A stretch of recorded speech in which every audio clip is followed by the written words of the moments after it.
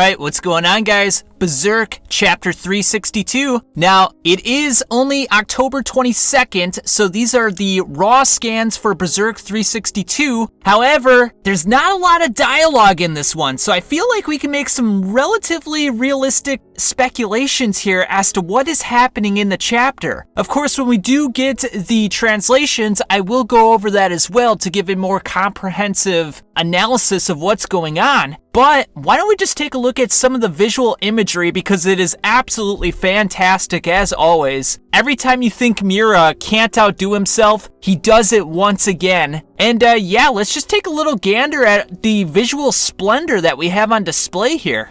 Now, just a brief recap from chapter 361, we find out that Guts and the Skull Knight were going down to this cavern where they were meeting Hanar. Now, Hanar knows the Skull Knight. In fact, he fashioned the armor that the Skull Knight uses to remain in the physical world. Now, what that exactly means, we're not really sure at this time. And he also refers to the Skull Knight as King. So very interesting. We'll have to figure out what's going on in a later chapter, or if Miura's just going to sort of give us periphery information and never really explain it fully. But anyway, we also find out that Hanar made the Berserker armor that Guts is wearing right now. And if you've watched any of my psychological videos, especially the one where I explain the Berserker armor, that represents Guts' shadow or his unconsciousness. That represents the beast within. Hence the reason he becomes a savage animal, a dog-like demon, if you will, every time he sort of loses control. Now, Hanar wants to see whether or not Guts can control this armor, so he takes a hammer and he just whacks Guts right in the chest. And of course, this elicits the reaction. Guts begins to be consumed by his shadow, his unconsciousness, and this stimulates a very interesting reaction.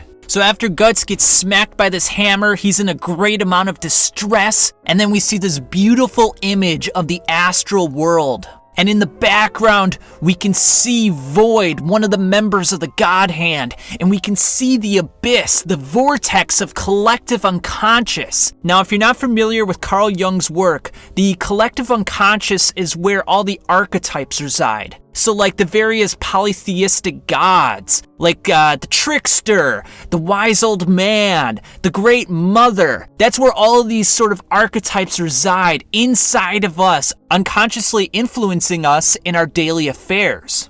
And after Miura sort of zooms in on these various characters, we sort of see this to be true. Like if you look to the far left, you see this very old man, representative of the wise old man. He almost sort of looks like Zeus. And then on the far right, you see this woman. It looks like she's wearing some sort of hooded headgear in which snakes are coming out, very similar to Medusa. We have like an Egyptian sphinx to the right of Void, and then if you'll notice, everything is covered in snakes. Like the whole astral realm is just slithering with these long snakes. They're everywhere. Now, if you watch my Casca Berserk analysis, you know that these snakes are parts of the unconscious. They represent the Ouroboros, sort of encapsulating everything. And they can be looked at as either good or evil. If you know how to sort of harness the ability of the unconscious, if you can integrate it into your conscious self, then it can be a good thing. You can become individuated, as Carl Jung would state. But if you allow it to consume you, if you allow it to turn you into evil, it can be quite the bad thing, as noted by Griffith's transformation into Femto. And speaking of Griffith,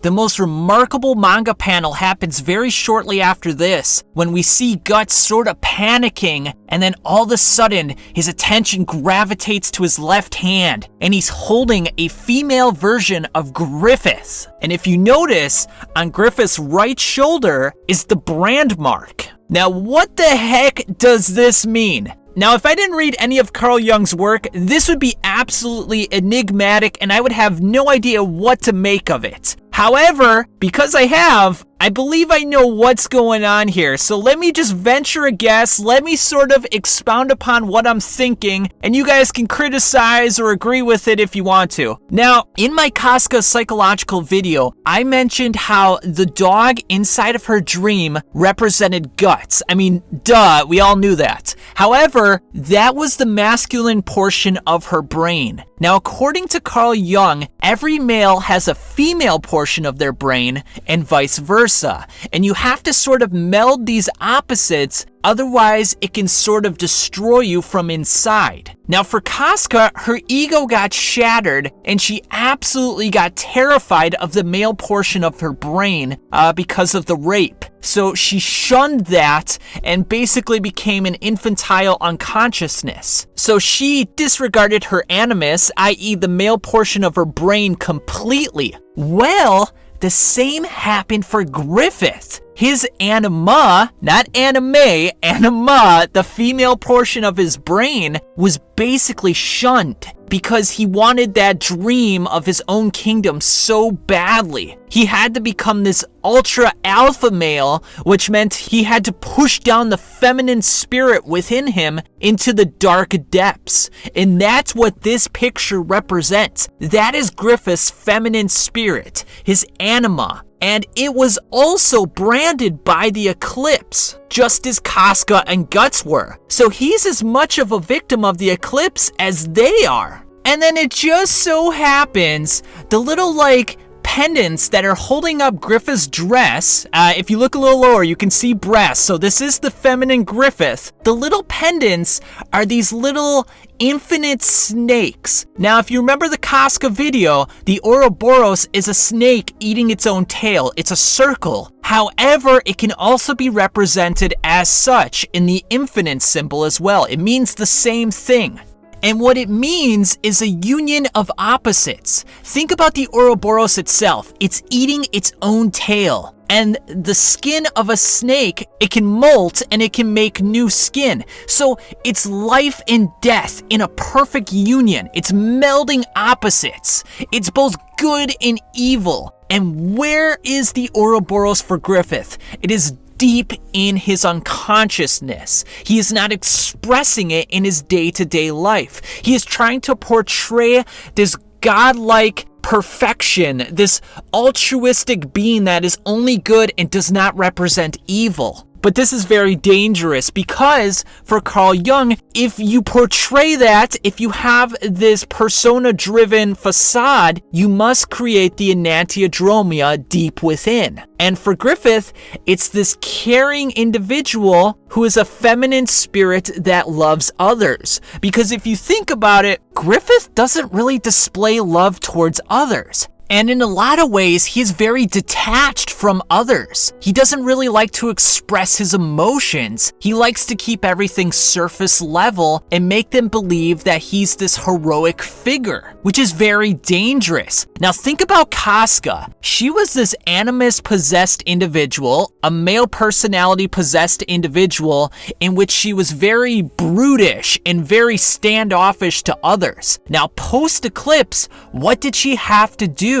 She became an infantile child and she needed to rely on others to take care of her, where before that would have been unthinkable. So she was melding opposites finally. It was a forced melding, but it happened nonetheless. Well, for Griffith, maybe he needs someone in his life that is very caring and that gets him to express his emotions on the surface rather than keeping them in a ball and internalizing them. And perhaps this would be the role of Charlotte. Now, Griffith has sort of been using Charlotte as a political means, to sort of become the king of Falconia. He doesn't really care about her in any sort of emotional sense. She's just more of a piece on a chessboard for him. Maybe at some point, he needs to have a breakthrough with her because there's really no other girl that he sort of had any sort of relationship up until this point. He always kept Casca at an arm's length distance. Same thing with Sonia. Charlotte's the only one he sort of opened up to, especially if you go all the way back to his original speech when he was talking about dreams. So maybe this is the person that he needs to confide in to sort of break out of this cycle and become a more whole person. So who knows? So that was a lot of analytical exposition that I was sort of spitting out for you guys extemporaneously. However, it does have a lot of relevance to the overarching story, so I feel like it does need to be stated and contemplated. Anyway, Shirka decides to help Guts get out of his unconscious-like state, and then the chapter ends with Guts sweating, looking very wearied. He's on the ground, and he looks up at the Skull Knight and he's saying something, and Skull Knight responds back. And that's the end of the chapter. So it looks like this dialogue between Guts and the Skull Knight is very pivotal. So I'm very curious to see as to what was said. Of course, that will come out when we get some translations, hopefully sometime tomorrow on the 23rd, which is when it is supposed to release. But I just wanted to give you guys a brief synopsis, a brief sort of look at what happened in this week's chapter, and it was absolutely fantastic, guys.